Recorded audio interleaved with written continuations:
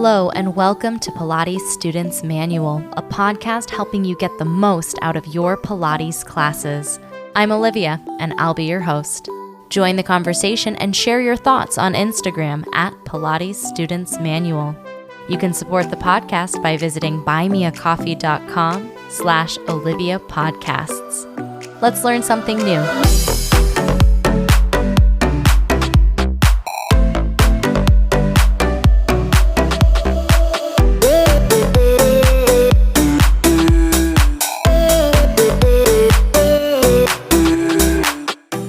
Hello, everybody. Welcome back to the podcast. Today's kind of a fun episode that maybe I'm a little bit late into the game getting to, but I'll be looking at returning to in-person privates, especially if you're a person who your Pilates teacher came to your house and taught you Pilates really on your schedule, and then COVID, and if you were interested in maybe getting back into it, I just want to share some considerations about that return to in-person privates that as a student, it would benefit you to know some things that might be going on in your teacher's mind when that happens. Also want to give you a bit of an update. I was on hiatus in March and the first part of April. I was finishing up my Certificate 4 in training and assessment to be a Pilates teacher trainer for Breathe Education. And I also finished my Certificate 4 in mat work and reformer with Breathe Education. So that is all very exciting and good. I'm very glad to have both of those certificates under my belt. For people who aren't in Australia, Certificate 4 is a level of educational attainment that is less than an associate's degree, but more than a high school diploma kind of situation. They organize all of their educational levels in vocational ed that way. So that's kind of neat. So very excited to be done with that. Very glad to have had some extra time to really work hard on that and put my best effort into those things. But also really excited to be back. I will be releasing a new episode of Pilates Students Manual every month.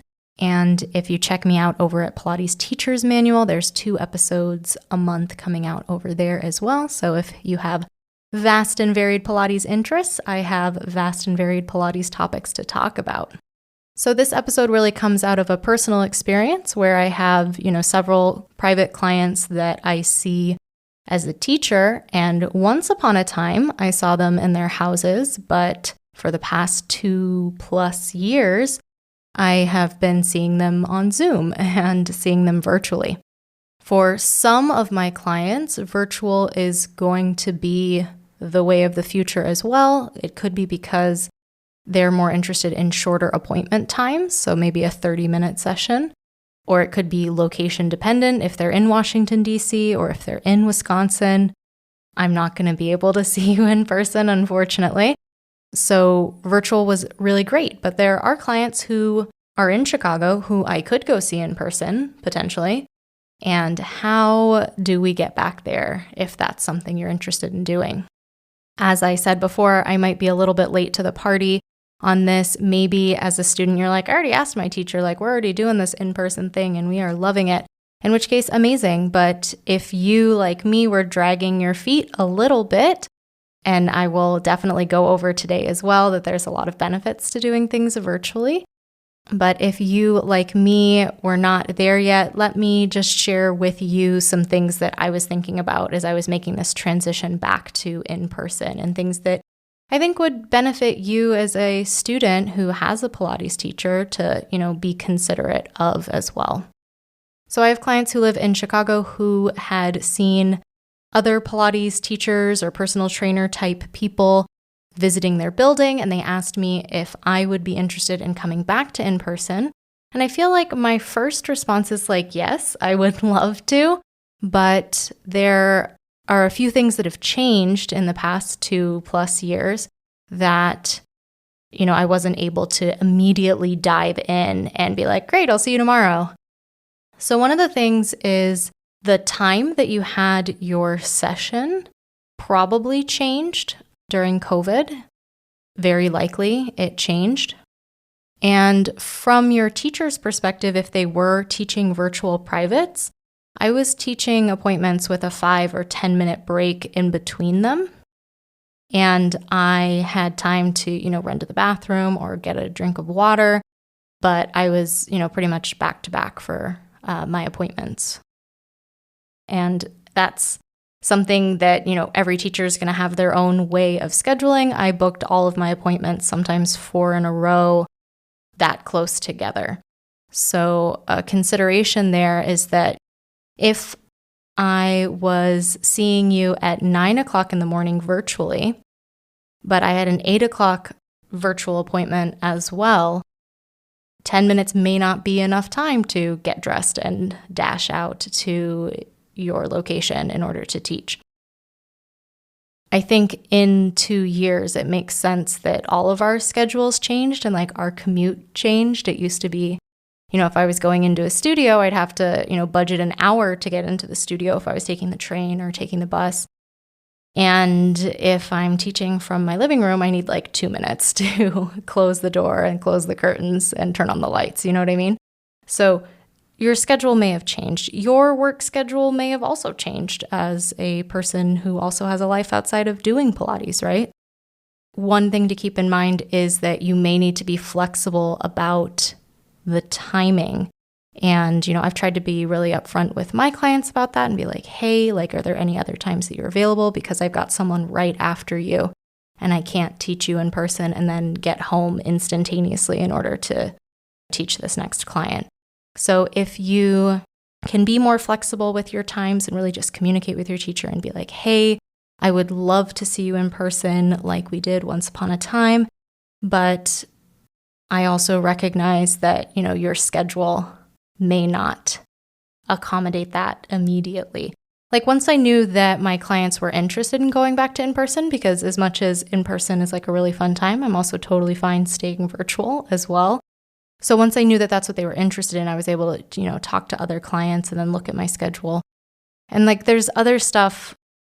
Obviously, everyone has their own life happening outside of each other's commitments. I was also, I'm in the process of being onboarded by Breathe, and I'm not sure exactly what the time commitments are going to be and, when I need to be available for those things. So it's like there's a lot of juggling going on. So be flexible if you can. And if meeting in person is a priority, let your teacher know that you would really love for that to happen again. Another thing that might change as a result of in-person sessions is every teacher kind of adapted to offering sessions online differently. Some people changed their prices, some people changed their session lengths or their availability, lots of things changed with that first big shift to online. So it's very possible that the pricing for your sessions might be different if you're meeting in person, because even though you might be paying for the same amount of time for a session, if there's, travel time, travel costs, any other sort of those unseen expenses, like if your teacher is driving to you, gas prices are crazy right now in the US. So all of those things might influence what the price of those sessions are, just because it's highly dependent on the resources, both time and physical resources required to do those things. I know for some of my clients, I would bring lots of equipment to the sessions, and that, first having that equipment, that was a bit of an initial investment, and then carrying it about it's just more work. So it makes sense that the pricing might change, and that's something that you just want to be aware of going into it. It's not a bad thing, but it is a possibility. Coming up after the break, we're going to be looking at the trade-offs between these in-person and virtual sessions, and then seeing if maybe a hybrid model might be a good fit for you as a student. That's coming up next.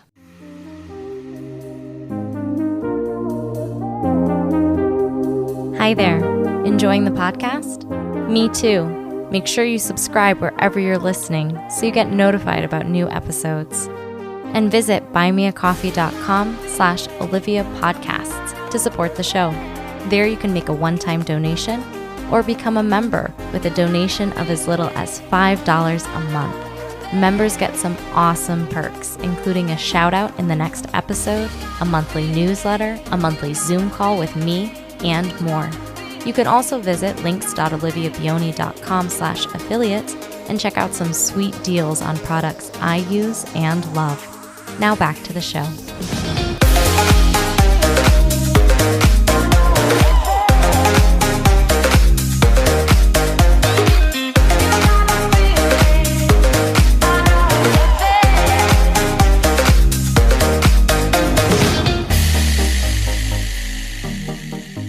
Okie dokie. Let's look at some trade-offs for returning to in-person, because as always, there might be something that's a better fit for you, but nothing is inherently better, right? So here are just some things that you may not have thought about for in-person sessions.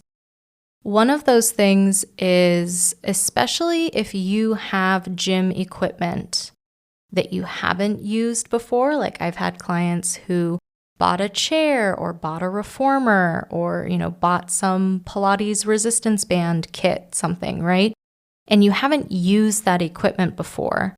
And especially if your teacher also doesn't have that equipment at their house or wherever they're teaching from virtually, it can be really difficult to describe or demonstrate.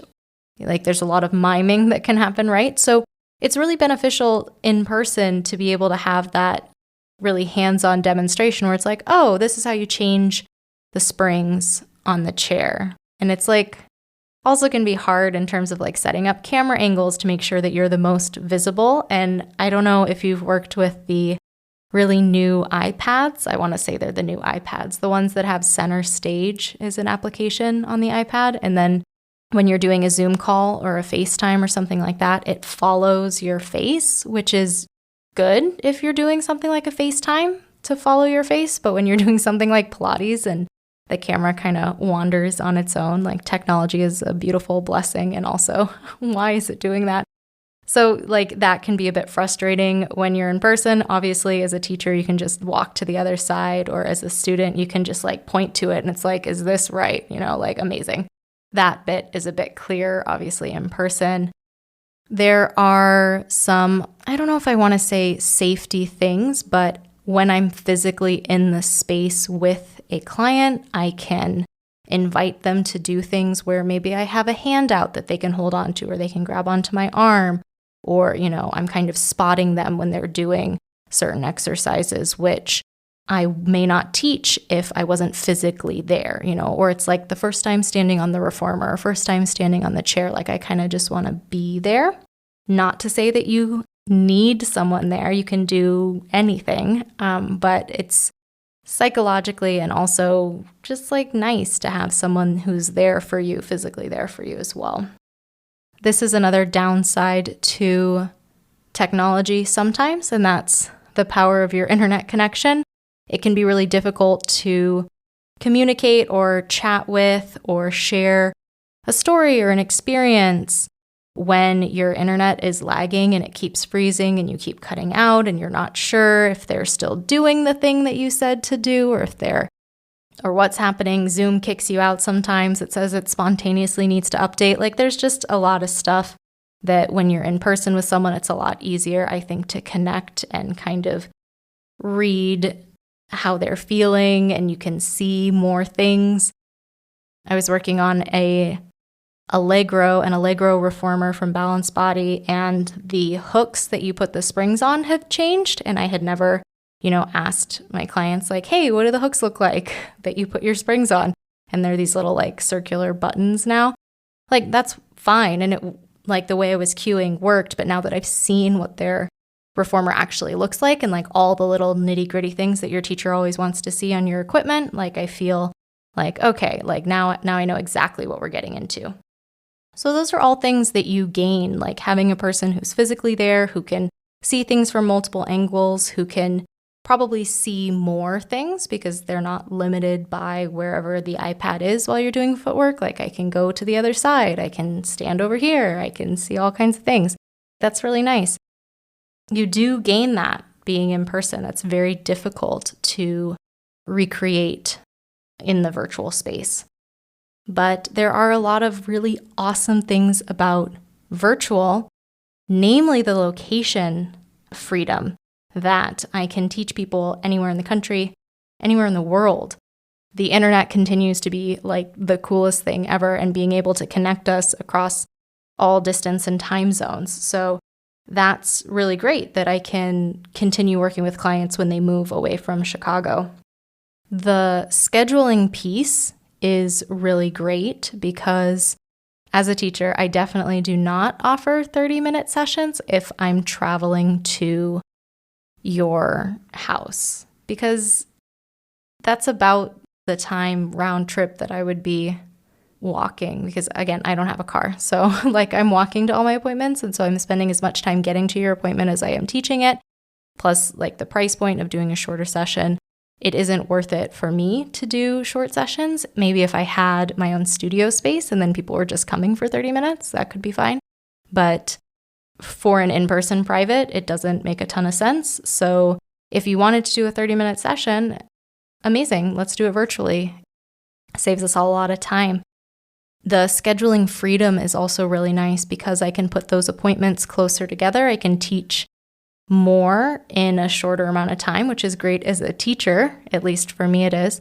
But also as a student, there's so much more flexibility of like when I could offer appointments as well. Like I didn't really like teaching early morning appointments when I was going into the studio because fighting rush hour traffic isn't super fun, but I will definitely teach, an 8 a.m. appointment virtually because I don't have to like fight the buses and the trains and everyone going into work, right? So you can take advantage of that as a student by requesting times that could be, more difficult to get to if you were commuting. Like when I worked in the West Loop, there's a time when the high school nearby, I think it's a middle school and a high school, would get out, and then all of these parents were coming to pick up their kids, and then school buses were getting out, and they're all like 2-lane streets. And the traffic would just be absolutely insane. So if you were trying to get in for a 3:00 appointment, like good luck, you'll have to leave at like 2:00 just to get there. And then there's not going to be any parking spaces. And so you really save yourself a lot of hassle in terms of scheduling. And you can really find more times that fit better for you because travel and parking and all of that isn't so much of an issue.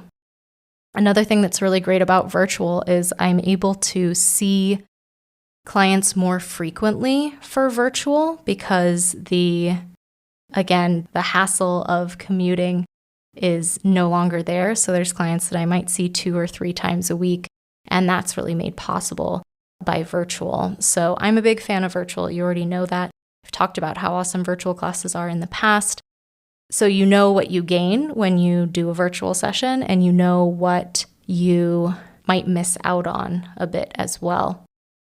The knowledge of your teacher is constant, whether it's virtual or in person. The creativity of your teacher is constant, whether it's virtual or in person. Although it is fun to see rooms from different angles and be like, what are you hiding over there? Like, do you have some free weights? Do you have a yoga block? Like, let's play with those.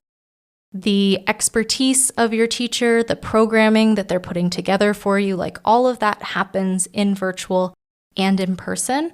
So if you have a preference, do let your teacher know and just like be aware of those considerations that your teacher might be thinking about when they're processing that request. Last thing I want to share about is the hybrid model that I'm following with a few clients, and that is I see them in person 1 day a week, and then I see them virtually 1 day a week. That definitely came for me as a teacher out of my inability to adjust my schedule massively because I had, other virtual appointments that had to stay virtual, and I wasn't able to work with, find another time to do in-person twice a week. So we do in-person once a week and then virtual once a week. And I find that strikes a really nice balance. I didn't mention it, but I'm going to throw it in because I think it's so important that when you're working, especially on the equipment virtually, but also on just mat stuff, you have so much independence when your teacher is not there changing the springs for you and passing you a resistance band and readjusting everything and like fluffing your pillows for you. Like you really have more responsibility to set yourself up the way that you want. You're a little bit more in tune with, like, what springs do I want to do this exercise on? Do I want to grab a resistance band for this, or does it feel good to grab a magic circle or whatever?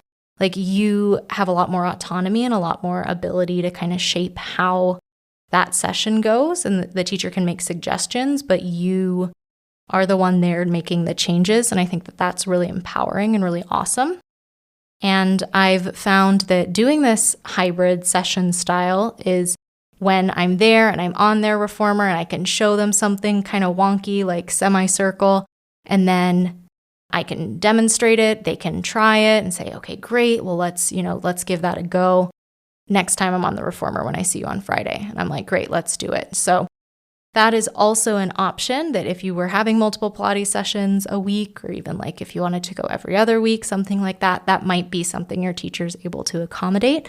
And again, it's about you and it's your session. So what you need in that session is of the utmost importance, and just keep communicating with your awesome teachers what you would like and how you'd like it to go. As teachers, we really appreciate people who know what they want and what they're looking for. So that's great. Big thank you to all the supporters on Buy Me a Coffee. Thank you so much for supporting the project. As always, I appreciate your contributions. I'm really looking forward to talking to everyone in April. So if you'd like to schedule a coffee chat with me, head over to that Buy Me a Coffee page and contribute to the project. And then you can hang out and ask questions and tell me what you'd like to learn more about in Pilates. I think that is nifty. Have a great couple weeks, and I'll talk to you again soon.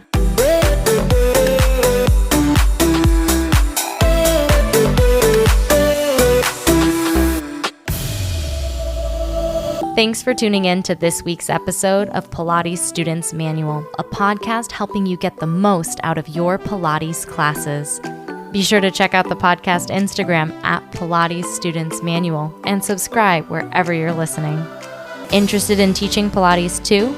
Check out Pilates Teacher's Manual, available everywhere you listen to podcasts. I hope to see you next episode. Until next time.